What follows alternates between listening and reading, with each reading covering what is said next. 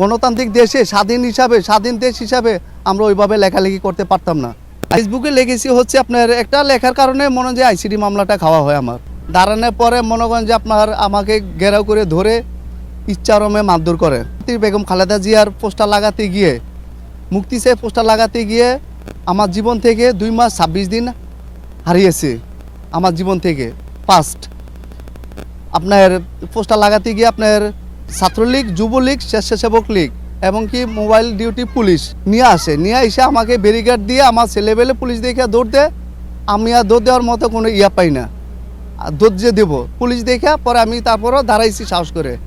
দাঁড়ানোর পরে মনে করেন যে আপনার আমাকে ঘেরাও করে ধরে ইচ্ছারমে মারধর করার পরে পুলিশের হাতে তুলে দেওয়ার পরে তখন শেরেবাংলা থানা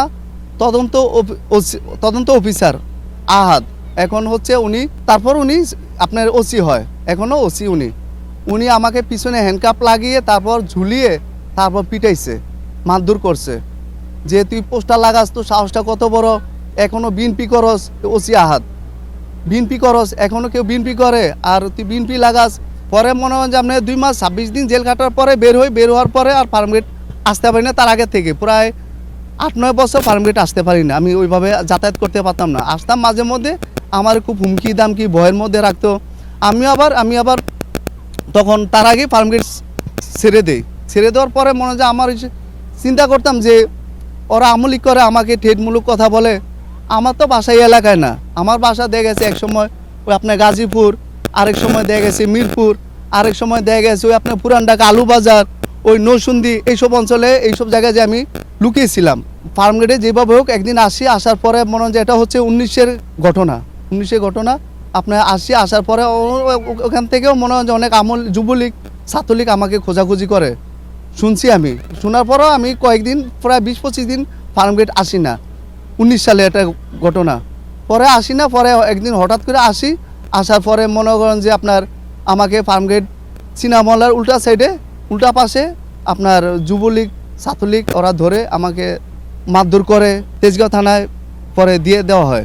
তেজগাঁও থানায় আইসিডি মামলা দিয়ে দেওয়ার পরে আপনার মনে করেন যে ওখানে প্রায় 21 মাস আমি জেল কেটে বের হই। ফেসবুকে লেগেছি হচ্ছে আপনার একটা লেখার কারণে মনে হয় যে আইসিডি মামলাটা খাওয়া হয় আমার। লিখছিলাম হচ্ছে আপনার হজরত শেখ হাসিনা লেখার কারণে আমাকে আওয়ামী লীগের নেতাকর্মী, ডিবি, পুলিশ সবাই আমাকে নাকি খুঁজছে, আমাকে পায়নি। আমি আবার ওই পলাতক ছিলাম, ফলে দিন কাটাইতাম, রাত কাটাতাম। তারপর আপনার বের হওয়ার পরও কোনো শান্তিতে আমি ঘরে অথবা কোথাও স্বাধীনভাবে ঘোরাফেরাও করতে পারতাম না, থাকতে পারতাম না। ফ্যামিলির সাথে বাড়ি পর্যন্ত যেতে পারতাম না। মনে হয় যে বাড়িতে গেলেও ওখানেও পুলিশের ভয়, ডিবির ভয়, র্যাবের ভয়, যে পুলিশ আমাকে খুঁজতেছে বিএনপি করার কারণে।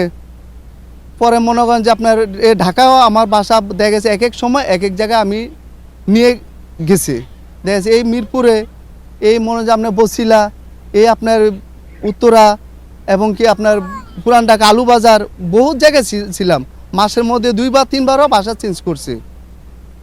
এর মধ্যে এই যে পুলিশের ভয় আপনার, তারপর আপনার র্যাবের ভয়, ডিবির ভয়, সবসময় আতঙ্কেই থাকতাম আমরা। গণতান্ত্রিক দেশে সবারই অধিকার আছে ফেসবুকে, বিভিন্ন মিডিয়াতে লেখালেখি করা, কথা বলা, কিন্তু আমরা আসলে ওইভাবে গণতান্ত্রিক দেশে স্বাধীন দেশ হিসাবে আমরা ওইভাবে লেখালেখি করতে পারতাম না।